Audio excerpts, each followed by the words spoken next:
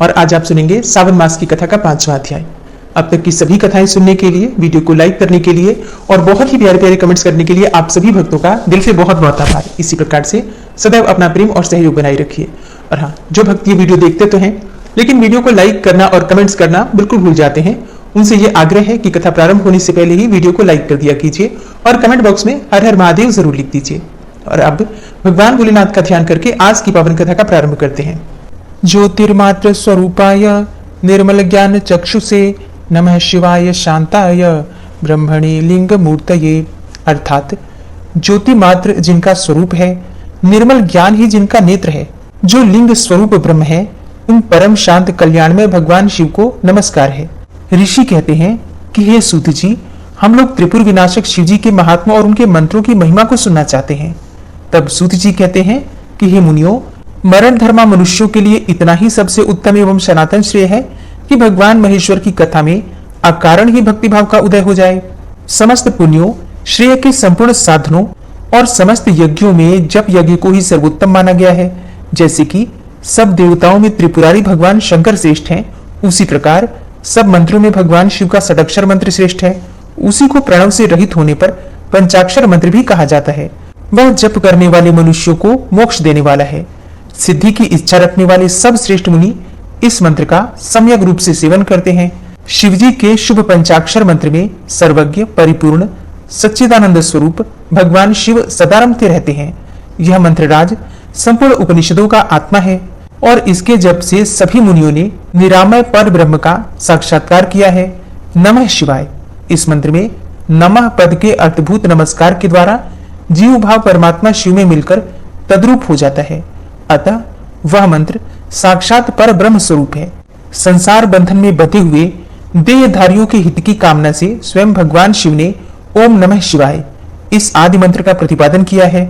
जिसके हृदय में ओम नमः शिवाय यह मंत्र निवास करता है, उसके लिए बहुत से मंत्र, तीर्थ, तप और यज्ञों की क्या आवश्यकता है। देहधारी मनुष्य तभी तक दुखों से भरे हुए इस भयंकर संसार में भटकते हैं जब तक कि वे एक बार भी इस षडक्षर मंत्र का उच्चारण नहीं करते। यह षडक्षर मंत्र संपूर्ण ज्ञानों की नीति है। यह मोक्ष मार्ग को प्रकाशित करने वाला दीपक है, अविद्या के समुद्र को सोखने वाला बड़वानल है और महापातकों के जंगल को जला डालने वाला दावानल है। अतः यह पंचाक्षर मंत्र सब कुछ देने वाला माना गया है। इसे मोक्ष की अभिलाषा रखने वाले स्त्री समुदाय, शूद्र और वर्ण संकर धारण कर सकते हैं। इस मंत्र के लिए दीक्षा, होम, संस्कार, तर्पण, समय शुद्धि तथा गुरुमुख से उपदेश आदि की आवश्यकता नहीं है। यह मंत्र सदा ही पवित्र है। शिव यह 2 अक्षर का मंत्र ही बड़े बड़े पातकों का नाश करने में समर्थ है और उसमें नमः पद जोड़ दिया गया तब तो वह मोक्ष देने वाला हो जाता है।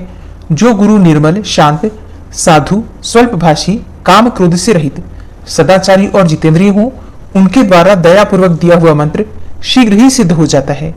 प्रयाग, पुष्कर, केदार, सेतुबंध, गोकर्ण और नैमिषारण्य ये सब क्षेत्र मनुष्यों को शीघ्र ही सिद्धि प्रदान करने वाले हैं। मथुरापुरी में दारशाह नाम से विख्यात एक राजा हो गए हैं, जो यदुकुल में श्रेष्ठ, बुद्धिमान, अत्यंत उत्साही और महाबलवान थे। वे शास्त्रों के ज्ञाता, नीति युक्त वचन बोलने वाले, शूरवीर, धैर्यवान तथा परम कांतिमान थे। अनेकों शास्त्रों के तात्पर्य को जानने में राजा ने कुशलता प्राप्त की थी। वे उदार थे, रूपवान थे, तरुण भी थे और शुभ लक्षणों से सुशोभित भी थे। उन्होंने काशी राज की पुत्री कलावती के साथ विवाह किया था।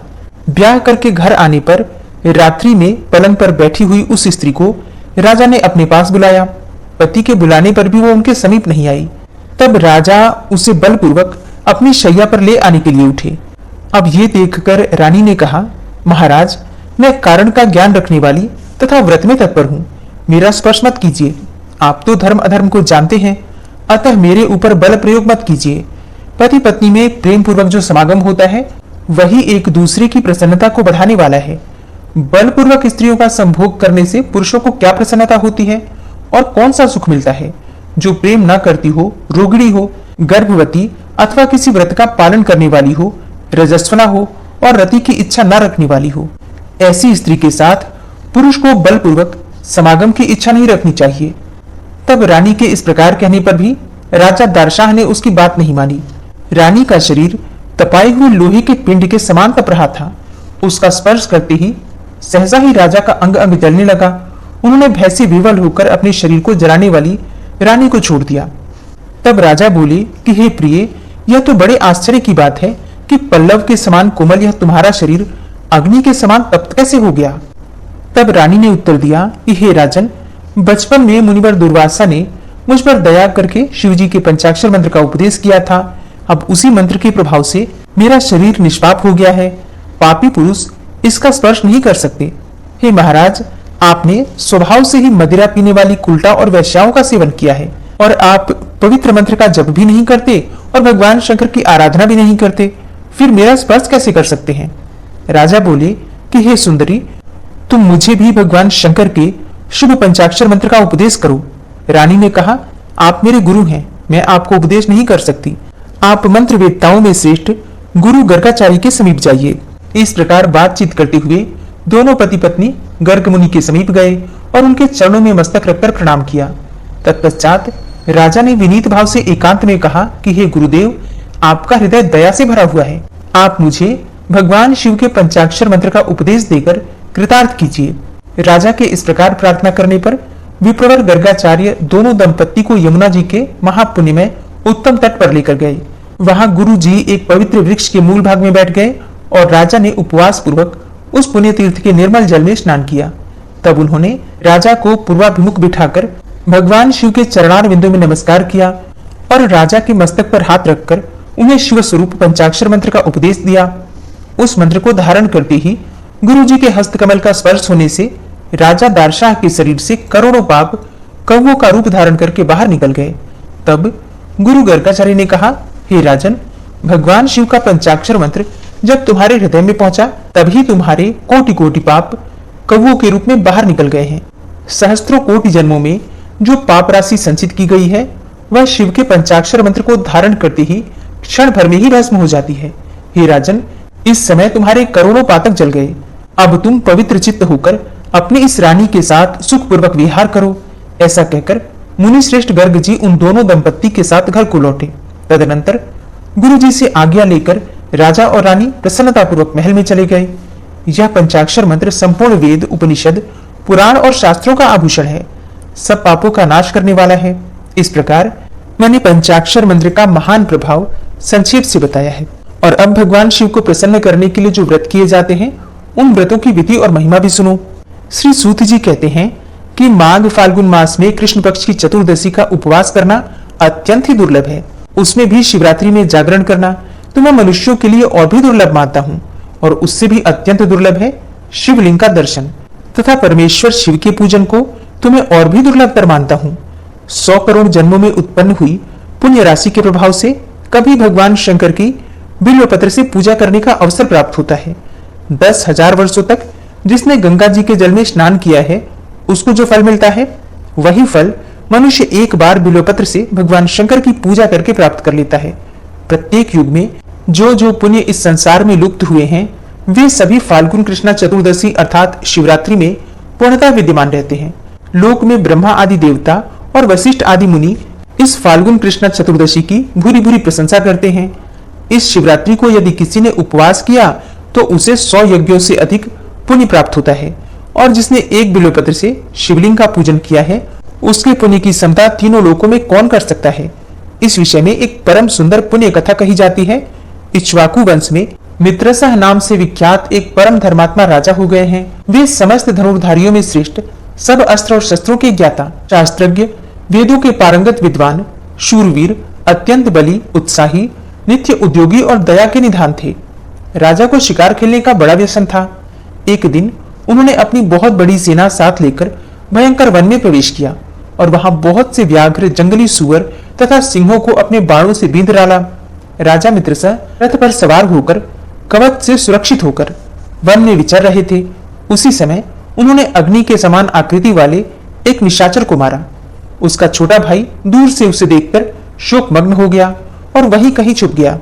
भाई को मारा गया देखकर उसने मन ही मन इस प्रकार विचार किया कि यह राजा तो बड़ा दुर्धर्ष वीर है, इसे छल से ही जीतना चाहिए।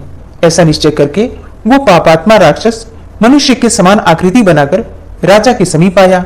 राजा ने सेवा करने के लिए विनीत भाव से आए हुए उस पुरुष को देखकर अज्ञानवश उसे रसोई घर का अध्यक्ष बना दिया। तत्पश्चात राजा लौटकर अपनी पुरी को आ गए और महाराज मित्रसेन की पत्नी मदयंती नाम से प्रसिद्ध थी। वह नल की स्त्री दमयंती के समान ही बड़ी पतिव्रता थी। एक दिन राजा मित्रसेन ने श्राद्ध के दिन मुनिवर वशिष्ठ को निमंत्रित करके अपने घर पर बुलाया। उस समय रसोइये के रूप में राक्षस ने साग में मनुष्य का मांस मिला दिया और वही साग वशिष्ठ जी के आगे परोस दिया। उसे देखकर वशिष्ठ जी बोले कि हे राजन, तुझे धिक्कार है, धिक्कार है। तू इतना दुष्ट और छली है कि मेरे आगे मनुष्य का मांस रख दिया। अब इस पाप के कारण तू राक्षस हो जाएगा। अब जब मुनि को यह बात मालूम हुई कि ये सारी करतूत तो राक्षस की है, तब उन्होंने उस शाप को 12 वर्षों की अवधि में ही सीमित कर दिया। तब राजा भी कुपित होकर बोले कि यह मेरी करतूत नहीं थी और ना ही मैं इस विषय में कुछ जानता ही था, तो भी आपने मुझे अकारण ही शाप दे दिया। इसलिए गुरु होने पर भी मैं आपको शाप देता हूँ। ऐसा कहकर राजा अंजलि में जल लेकर गुरु को शाप देने के लिए उद्यत हो गए। अब ये देखकर रानी मदयंती ने पति के चरणों में गिरकर उन्हें ऐसा करने से रोका। रानी के वचन का मान रखने के लिए राजा शाप देने से निवृत्त हो गए और उस अंजलि के जल को उन्होंने अपने दोनों पैरों पर डाल दिया। इससे राजा के दोनों पैर कलमश युक्त अर्थात मलिन हो गए। तब से राजा का नाम कलमशपाद हो गया। गुरु के शाप से राजा वन में विचरने वाले राक्षस हुए। एक दिन वन में कहीं किशोर अवस्था वाले नवविवाहित मुनि दंपत्ति रमण कर रहे थे। उस समय उस नरभक्षी राक्षस ने तरुण मुनि कुमार को खाने के लिए पकड़ लिया, ठीक उसी तरह जैसे कि छोटे से मृग शिशु को कोई व्याघ्र पकड़ लेता है। अब राक्षस के वश में पड़े हुए अपने पति को देखकर उसकी प्यारी स्त्री करुणापूर्वक बोली कि हे सूर्यवंशी यशोधर महाराज, आप ऐसा पाप मत कीजिए। आप राक्षस नहीं हैं, अयोध्या के सम्राट हैं, रानी मदयंती के पति हैं। हे प्रभु, ये मेरे स्वामी मुझे प्राणों से भी अधिक प्रियतम हैं, इन्हें ना खाइए। शरण में आए हुए दीन दुखी मनुष्यों को आप ही सहारा देने वाले हैं। इन महात्मा पति के बिना मेरा यह शरीर मेरे लिए महान भार है। इस मलिन पाप में पंच भौतिक शरीर से क्या सुख होगा। ये मुनि कुमार देखने को बालक हैं, किंतु वेदों के विद्वान हैं, शांत तपस्वी और अनेक शास्त्रों के ज्ञाता हैं। इन्हें प्राण दान देकर आपको संपूर्ण जगत की रक्षा करने का पुण्य प्राप्त होगा। हे महाराज, मैं ब्राह्मण की स्त्री हूँ, अभी बालिका हूँ, मुझ पर कृपा कीजिए। आप जैसे साधु पुरुष अनाथों, दीनों और पीड़ितों पर कृपा करने वाले होते हैं। इस प्रकार प्रार्थना करने पर भी उस निर्दयी नरभक्षी राक्षस ने उस ब्राह्मण कुमार की गर्दन मरोड़ डाली और उन्हें उदरस्थ कर लिया, अर्थात खा लिया। तब वह पतिव्रता ब्राह्मणी अत्यंत शोक से ग्रस्त होकर विलाप करने लगी। अपने पति की हड्डियों को एकत्रित करके भयंकर चिता प्रज्वलित की और पति का अनुसरण करने के लिए अग्नि में प्रवेश करते समय राक्षस रूपधारी राजा को इस प्रकार शाप दिया कि अरे ओ पापात्मा, तूने मेरे पति को खा लिया है, अतः तू भी जब स्त्री से समागम करेगा उसी समय तेरी मृत्यु हो जाएगी। अब यो कहकर वह पतिव्रता स्त्री चिता की आग में प्रवेश कर गई। इधर कुछ समय के बाद गुरु के शाप का उपभोग करके, जो कि 12 वर्षों तक का ही था, गुरु ने शाप दिया था 12 वर्षों तक राक्षस बने रहेंगे। तो 12 वर्ष बीत जाने के बाद राजा पुनः अपने स्वरूप को प्राप्त हो गए और प्रसन्नता पूर्वक अपने घर को गए। रानी मदयंती उस पतिव्रता ब्राह्मणी के शाप को जानती थी, इसलिए वैधव्य से डरकर उन्होंने रति की इच्छा वाले पति को अपने पास आने से मना कर दिया। अब राजा मित्रसह राज्य के सुख भोग से विरक्त हो गए और संपूर्ण लक्ष्मी का परित्याग करके पुनः वन में चले गए। राज्य छोड़कर संपूर्ण पृथ्वी पर विचरते हुए राजा ने अपने पीछे पीछे आती हुई एक भयंकर रूप वाली पिशाची को देखा। वह ब्रह्म हत्या थी। श्रेष्ठ मुनियों के उपदेश से राजा ने उस ब्रह्म हत्या को पहचान लिया। उसके निवारण के लिए विरक्ति चित्त वाले राजा ने अनेकों वर्षों तक बहुत से क्षेत्रों में विचरण किया। फिर भी जब ब्रह्म हत्या निवृत्त नहीं हुई, तब वे मिथिला आए। इसी समय इधर आते हुए निर्मल अंतःकरण वाले गौतम मुनि को उन्होंने देखा और उनके समीप जाकर बार बार प्रणाम किया। तब मुनि श्रेष्ठ गौतम ने राजा को आशीर्वाद देकर मंद मंद मुस्कुराते हुए कहा कि हे राजन, तुम्हारे यहाँ कुशल तो है ना? तुम्हारे यहाँ कोई विघ्न बाधा तो नहीं है? राजा ने कहा कि हे ब्रह्मन, आपकी कृपा से हम सब लोग कुशल से हैं, परंतु यह भयंकर रूप वाली पिशाची हमें बड़ा दुख देती है। शापग्रस्त होकर हमने जो दुर्लंघ पाप कर डाला है, उसकी शांति तो सहस्त्रों प्रायश्चितों से भी नहीं हो रही है। आप प्रेम पूर्वक संभाषण करके मेरे चित्त को आनंदित कर रहे हैं। हे महाभाग, आज अपने चरण कमलों की शरण में आए हुए मुझ पापी को शांति प्रदान कीजिए, जिससे कि मुझे सुख मिले। तब करुणानिधि गौतम जी ने कहा, हे राजेंद्र, तुम्हें साधुवाद है। अब अपने महान पापों से होने वाले भय को त्याग दो। जब भगवान शंकर रक्षा करने वाले हैं, तब उनकी शरण में आए हुए भक्तों को कहां से भय हो सकता है। गोकर्ण नामक मनोरम क्षेत्र महापातकों का संहार करने वाला है। वहां बड़े से बड़े पाप भी नहीं टिक सकते। गोकर्ण क्षेत्र में विद्यमान भगवान शिव स्मरण करने मात्र से ही समस्त पापों का नाश कर डालते हैं। जैसे कि कैलाश और मंदराचल के शिखर पर भगवान शिव का निश्चित निवास है, उसी प्रकार गोकर्ण मंडल में भी है। वहां महादेव जी महाबल नाम से निवास करते हैं। रावण नामक राक्षस ने घोर तपस्या करके जिस शिवलिंग को प्राप्त किया था, उसी को गणेश जी ने गोकर्ण क्षेत्र में स्थापित किया है। सनक सनंदन आदि महात्मा तथा मृग चर्ममय वस्त्र धारण करने वाले साध्य और मुनिगण वहां बैठकर भगवान शिव की उपासना करते हैं। दंडी, मुंडी, स्नातक, ब्रह्मचारी तथा तप से समस्त पातकों को जला डालने वाले महात्मा भी देवाधिदेव शिव की उत्तम भक्ति से उपासना करते हैं। इस ब्रह्मांड मंडल में गोकर्ण के समान दूसरा क्षेत्र नहीं है। वहां महात्मा अगस्त मुनि ने घोर तपस्या की है। हे राजन, इस तीर्थ में संपूर्ण देवताओं के स्थान है।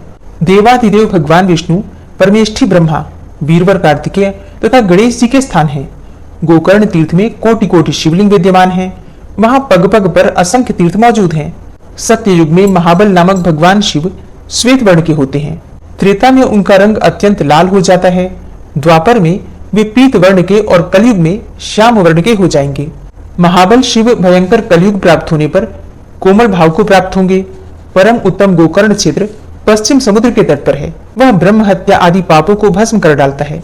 इस संसार में जो ब्रह्मघाती, भूतद्रोही, शठ और अन्यान्य पापी होते हैं, वे सब गोकर्ण तीर्थ में पहुंचकर वहां के तीर्थों में स्नान करके महाबल नामक शिव जी का दर्शन करने पर शिवलोक को प्राप्त होते हैं। वहां पुण्य तिथियों को पुण्य नक्षत्र में एवं पुण्य दिन में जो महेश्वर शिव की पूजा करते हैं, वे सब शिव रूप हो जाते हैं। यदा कदा जो कोई भी मनुष्य गोकर्ण तीर्थ में जाकर भगवान शंकर की पूजा करता है, वह ब्रह्म पद को प्राप्त होता है।